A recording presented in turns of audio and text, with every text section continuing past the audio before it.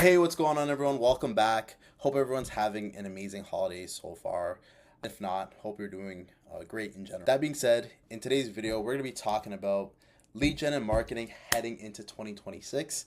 This is probably going to be one of my favorite videos I am creating this year because it's kind of like an overview slash analysis and predictions that I'm going to be giving based on my experience in the last several years doing lead gen and marketing for a lot of B2B companies. So let's dive right in. So number one, less is more in outbound, right?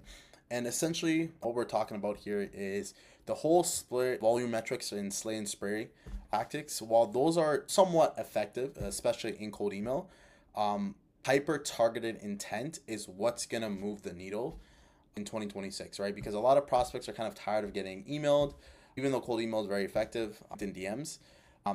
Buying intent and relevancy is going to be so critical, and where people are essentially going to be like, okay, I actually don't mind hearing this person out or this sales pitch based on them actually contacting me at a pretty good time, and then this actually being relevant to the problems and pain that we're currently facing here at XYZ company. So I definitely think being more specific in your targeting, especially on platforms like using cold email and LinkedIn, is going to be really critical. Moving on, number two, trust and focus is the new currency, right?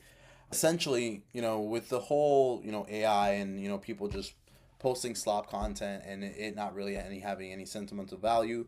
And a lot of, people in the market are kind of tired of being pitched and, essentially not being promised for the services and fulfillment that they were originally promised at the start.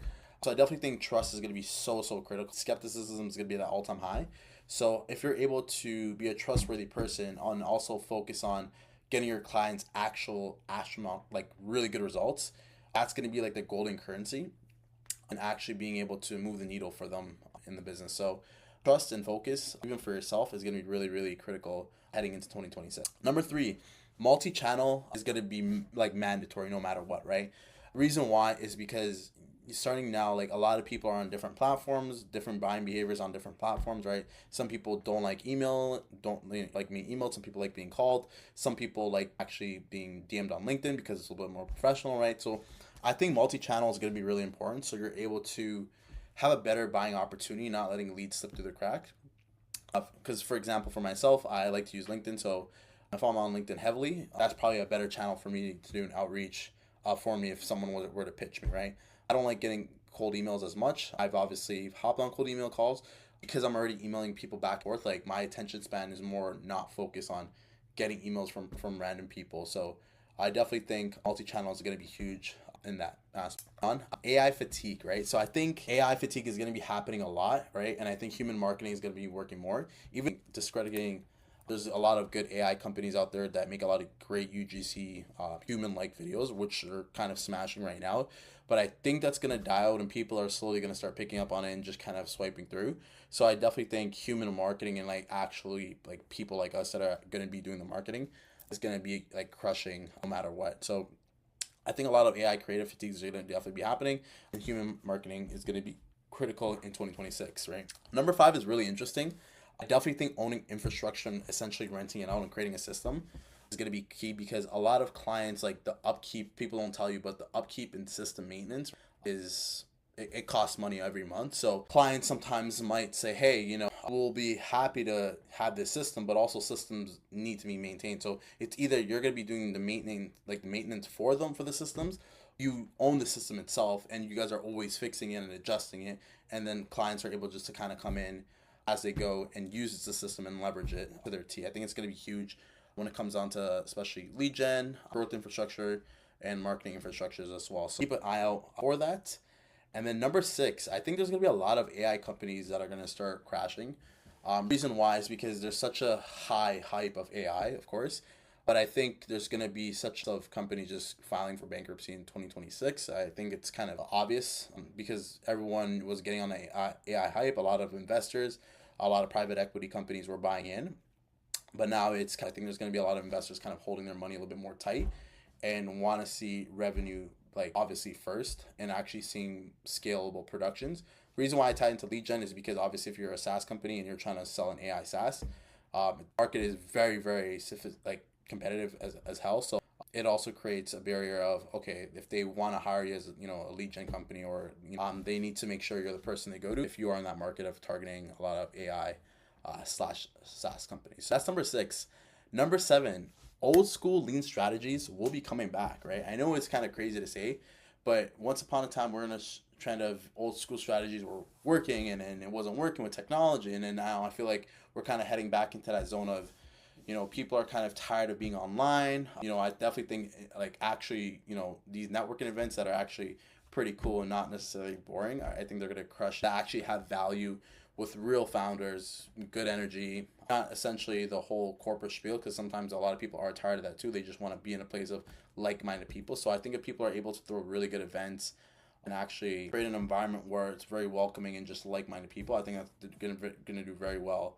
So I just definitely think meeting people in person and just having a coffee is definitely going to be going far in 2026.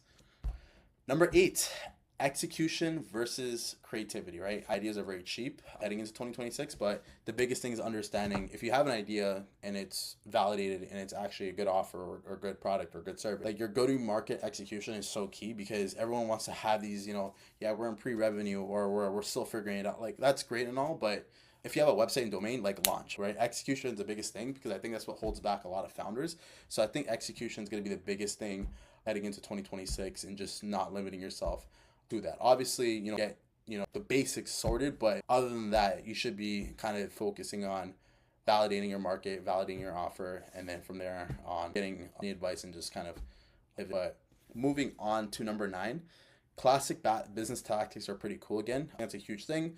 Reason why is because people are human. End of the day, I know if someone were to send me a gift or just give me a gift card, that sort of thing, I think it's going to be the biggest conversation. So I think doing the bare minimum and just being a good, like, business person is going to be huge. So I know it sounds pretty corny to say, and pretty obvious, but I feel a lot of us kind of forgot the basic fundamentals, like good handshake.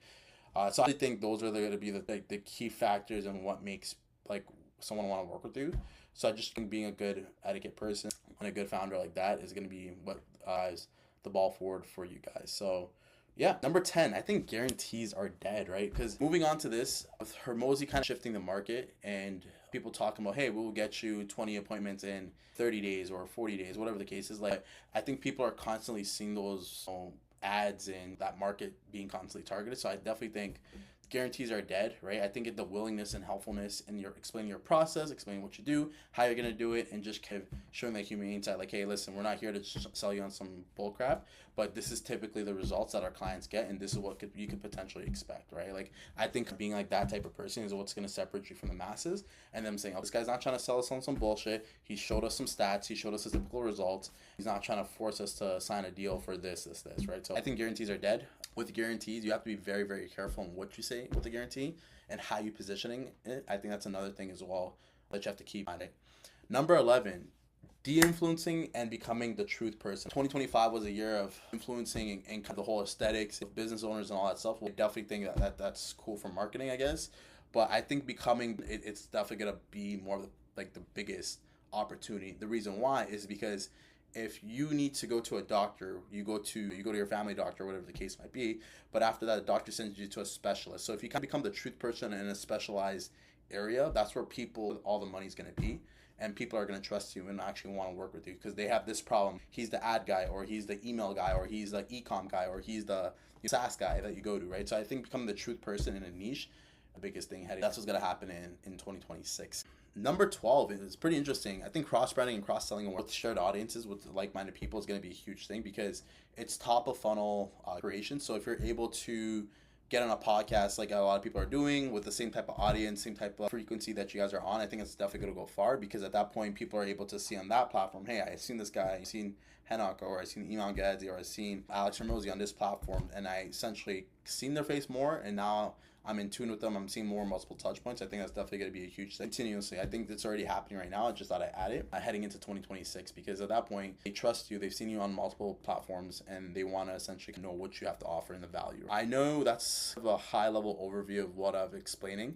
Marketing that actually needs to actually tie back into revenue, not just vanity. That won't essentially pay the team. right? Actually learning what's actually going to drive this new era that we're heading in. It's not about chasing these little hacks or strategies. We're all left in 2025.